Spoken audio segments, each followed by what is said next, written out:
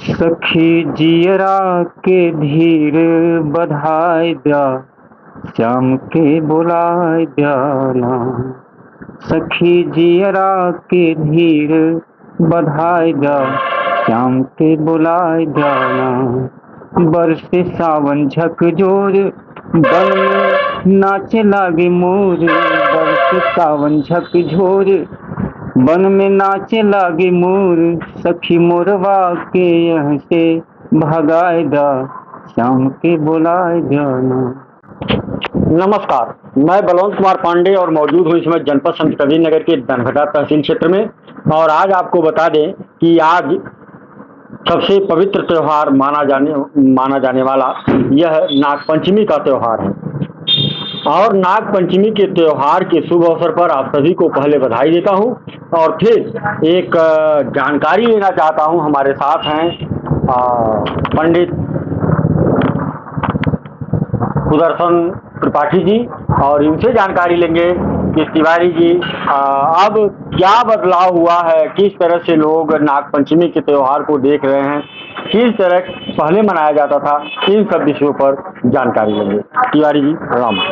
प्रणाम। तिवारी जी, पहले नागपंचमी जो मनाई जाती थी किस तरह से मनाया जाता था लोग? सबसे पहले तो मैं आपको ये बता दूं कि नागपंचमी मनाई क्यों जाती है। हाँ। और किसने इसकी शुरुआत की थी। हाँ। नागों को समाप्त करने के लिए एक यज्ञ आरंभ किया गया था पूर्व में। उसका अस्तित्व मिटाने के लिए यज्ञ चल रहा था कि इसी बीच आस्तिक नामक एक मुनि ने नाग पंचमी के दिन ही, इसी पंचमी के दिन, श्रावण मास के शुक्ल पक्ष की पंचमी के दिन उस यज्ञ को समाप्त कराकर नागों के अस्तित्व को बचाने की भूमिका निभाई थी। तब से यह नागपंचमी मनाया जा रहा है। उनके अस्तित्व को बचाने की प्रक्रिया में मनाया जाने वाला यह नागपंचमी यह बताता है कि जीव संरक्षण बहुत आवश्यक है।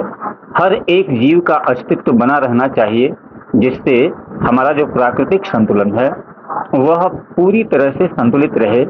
हर एक जीव का अपना अपना एक अलग अलग महत्व है। प्राकृतिक संतुलन में सभी अपनी अपनी भूमिका निभाते हैं, लेकिन मनुष्य धीरे धीरे अपने स्वार्थ की तरफ इतना तेज भागा। अभी आपको 20 साल पहले की जो बात आप पूछ रहे थे कि पहले कैसे मनाया जाता था, आज कैसे मनाया जा रहा है। पहले लोग मिलजुल करके एक दूसरे के को बधाई देते हुए एक दूसरे के साथ खेलते थे। सहयोग की भूमिका के साथ, सहयोग के साथ गांव में कबड्डी और जो है कुश्तियाँ आयोजित हुआ करती थी, और इससे लोगों का स्वास्थ्य भी ठीक रहता था और एक दूसरे के साथ समरसता भी बनी रहती थी। लोग एक दूसरे से मिलजुल करके खेलते थे। लेकिन अब समय बदल गया। वैमनस्यता ने जो है सबको अपने आगोश में इस तरह से लिया कि धीरे धीरे नाग पंचमी केवल एक नाम की जो है पर्व रह गया है। नाम के आधार पर सिर्फ चल रहा है। लोग अपने घरों में कहीं जाकर इसकी एक खाना पूर्ति कर देते हैं नाग देवता को, और दूध और लावा चढ़ाने की प्रथा है, उसको चढ़ाकर और उसके बाद फिर वहाँ से चल देते हैं। रास्ते में यह नहीं समझ पाते कि आज हमने जिस नाग देवता को दूध और लावा चढ़ाया है, उस दूध और लावा को चढ़ाने के बाद उसी की हत्या करने से थोड़ी ही देर बाद नहीं जो है चूकते। उस दिन भी जो है लोग सांपों को मारने से नहीं चूकते। कम से कम उनका अस्तित्व तब भी बचा रहना चाहिए। पहले सवाल आपका जो था वो ये था कि पहले कैसे मनाया जाता था। मैंने आपको बताया कि पहले गांव में एक दूसरे से मिलते जुलते हुए लोग झूला झूलते थे। एक ही झूले पर गांव की जो है स्त्रियां आपस में मिलजुल करके झूला झूलती थी। गांव के लड़के एक साथ मिल करके किसी गांव के बाहर जाकर और कुश्ती इत्यादि लड़ते थे। उनके स्वास्थ्य में वृद्धि होती थी। सहयोग की भूमिका जो में सभी लोग रहते थे। सभी लोग एक दूसरे की चिंता करते थे। लेकिन आज जमाने में बहुत परिवर्तन आ गया है। अब न वह गांव में कजरी दिखती है, जो कजरी अपने मन में सावन की खूब जलाया करती थी। विरहियों के हृदय में एक हुक सी उठा करती थी और जो संयोगी थे उन्हें सावन सरसता प्रदान करता था, वह सावन आज नीरस हो गया है। देखा जाए सावन को एक तरह से लोग कहते हैं यह प्रेमियों का भी त्योहार माना जाता है। यहाँ पर लोग बड़े प्रेम भाव से रहते हैं। सावन लगते ही गांव-गांव में जहाँ झूले बनते थे, झूला लोग झूलते थे, आज झूला कहाँ चला गया।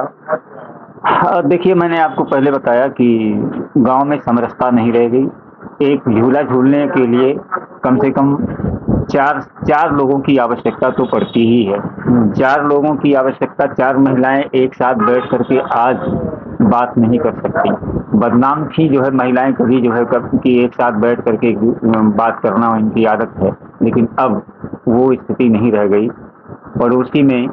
पड़ोस में भी आपस में जो भाईचारे की स्थिति थी वह सब समाप्त हो गई। इस नाते झूले अब छोटे हो गए, एकांगी हो गए।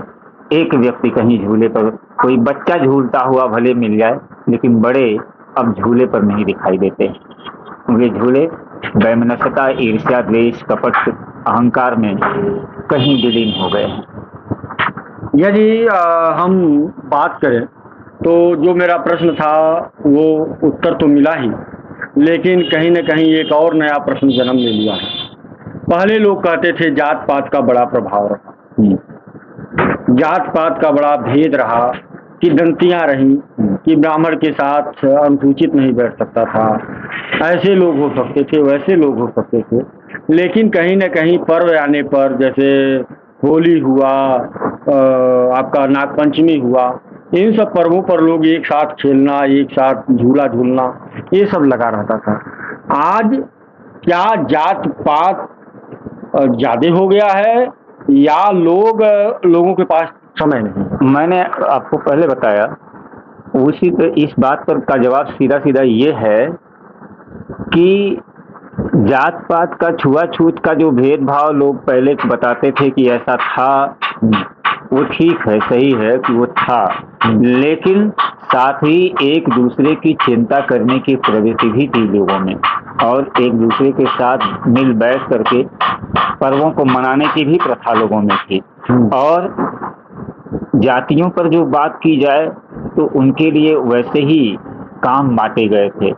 हर एक आदमी, जैसे आप वैवाहिक स्थिति ले लीजिए तो विवाह में हर एक जाति को सम्मिलित करते हुए दिखाया गया है। बिना जो है किसी चूल्हा के बनाए कोई शादी नहीं संपन्न होती, और वो चूल्हा किसी शेड्यूल्ड कास्ट का या क्या नाम है अनुसूचित जाति का व्यक्ति बनाता था। और इसी प्रकार से जिस सुहाग के बल पर वह स्त्री जीवन भर जो है क्या नाम है चला करती है, वह भी किसी धोबिन के द्वारा ही मिला करता है। प्रथा थी, उस जाति की का महत्व था अपने में। उस समय जाति की व्यवस्था तो थी, लेकिन उसका अपना अपना अलग अलग महत्व था। यहाँ तक कि चूड़ी बेचने वाले चूड़ीहारिन का भी अलग महत्व था कि अगर बिना चूड़ी पहनाए वहाँ से अपने घर की दहलीज को पार नहीं कर सकती थी बधू। लेकिन आज क्या है, आज न वो चूड़ीहारिन है, न वो धोबिन है, न वो चूल्हे हैं, सब जगह विकृतियाँ आ गई हैं। क्यों? मैंने आपको बताया, जाति व्यवस्था पहले थी, वो ठीक थी, लेकिन आज की जो द्वेष, ईर्ष्या इत्यादि ये सब आ गया है।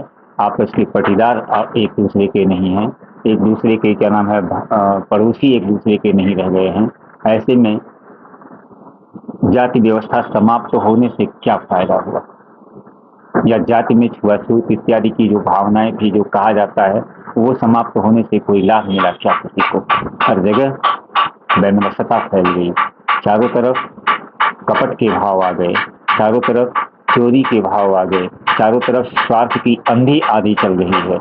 ऐसे में सावन की बात करना बेमानी होती है। सावन तो प्रेम का जो महीना है, इसे प्रेम का महीना, बसंत के बाद सावन एक ऐसा महीना होता है जो प्रेम के महीने के नाम से जाना जाता है। ये प्रेमियों के लिए माना गया है। इसमें हृदय से निकलने वाली जो गीत के भाव होते थे, वो आसमान में ही नहीं गूंजते थे। दूर बैठा हुआ कोई व्यक्ति जब उसे सुनता था तो उसकी गूंज उसके कानों में जब पड़ती थी तो उसके हृदय में उसके भाव उतर जाया करते थे। आज भावनाओं की नहीं बल्कि बुद्धि से, दिमाग से लोग काम करने लगे। गुरु जी को कजरी आपको याद है कोई? मैंने एक गीत लिखा था कजरी, तो छोटी सी कजरी लिखा था, मैं उसका एक मुखड़ा जो है क्या नाम है सुना देता हूँ एक आध।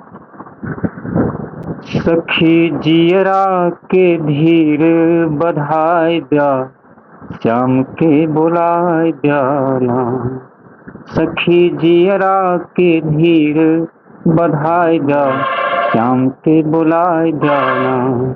बरसे सावन झकझोर, बन में नाचे लागे मोर। बरसे सावन झकझोर, बन में नाचे लागे मोर। सखी मोरवा के यहाँ से भगाए दा, श्याम के बुलाए जाना। बहुत बढ़िया। हमारी मुलाकात तिवारी जी से हुई। तिवारी जी ने बहुत ही खूब बताया कि आज वैमनस्यता का भाव है। इस पर हमें एक किताब मिली थी, उसका 3 पद याद है, पहला, दूसरा और चौथा। तीसरी लाइन भूल रहा हूँ, लेकिन मैं बता दूं कि रीत या प्रीत भुलाई गई सब, न मानत मात पिता गुरु भाई। तारों को छूने की होड़ लगी है, पड़ोसी के द्वार पे खोद के खाई। जटने में सब लोग जुटे हैं, न मिलता है आज यहाँ पे जटायु। तो बात यह पूरी तरह से चरितार्थ होती नजर आ रही है। लोग एक दूसरे को ठगने लूटने में लगे हुए हैं, एक दूसरे को उल्लू बनाने में लगे हुए हैं। जो सामाजिक प्रक्रिया रही, जो सामाजिक व्यवस्थाएं रही, जो पचई मनाई जाती थी, जहां लोग झूम करके एक साथ गाते नाचते खेलते हुए नजर आते थे, आज वह विलुप्तीकरण के आधार पर पहुंच गया है। कहीं न कहीं वह विलुप्त होता हुआ त्यौहार लोगों में वैमनस्यता का कारण भी बन रहा है। आपको बताएं कि इस तरह की बातें, जहां लोग एक दूसरे के गले मिलते थे, नाग पंचमी की हार्दिक शुभकामनाएं देते थे, मानव से लेकर के, एक देखे होंगे आप जब छोटे रहे कि झलुआ पर लोग चींटा चींटी पहले रख करके कहते थे कि, मैंने कहा कि हर जीव के संरक्षण की व्यवस्था हमारे धर्म शास्त्रों में, हमारे पर्वों में दी गई है। हाँ, हर जगह जो है इसकी व्यवस्था दी गई है। वो चींटा चींटी, वो कहते पहले बिच्छी कुच्छी झूल जाओ। हाँ, बिच्छी कुच्छी झूल जाओ, ऐसा जो है क्या नाम है, उसके सांप गोजर झूल जाओ, पहले उनको झुलाते थे, तब अपने जो है पहले उनको जो है क्या नाम है आगे बढ़ाते थे। ये पर्वों की अपनी महत्ता रही है, हर एक जीव के साथ संबंध रखा गया। आपको अब आपने कहा कि चींटा चींटी झूल जाए, बताइए सबसे छोटी जीव वो चींटी और चींटा, उसको भी जो है क्या नाम है झुलाने की प्रक्रिया हमारे यहाँ है, उसको भी महत्ता दी गई है। हर एक जीव की अपनी एक अलग महत्ता है और उसी महत्ता के आधार पर हमारे पर्वों का निर्माण किया गया है। देखिए, आपके इस जो आपने कजरी सुनाया उससे भगवान भी खुश हो गए और बरसात भी शुरू हो गई है। फिलहाल मैं आपको बताऊं कि ऐसे त्योहारों के विलुप्तीकरण से बचिए और त्योहारों को आप जरूर मनाइए। हालांकि अब तो व्यवस्थाएं बदली नहीं जा सकती, जो व्यवस्थाएं बदल रही हैं, जो परिवर्तन आ रहा है, ये परिवर्तन कहीं न कहीं हम सबके लिए घातक साबित हो रहा है। बने रहिए हमारे साथ, फिर किसी और खबर के साथ किसी और मोड़ पर मिलते हैं।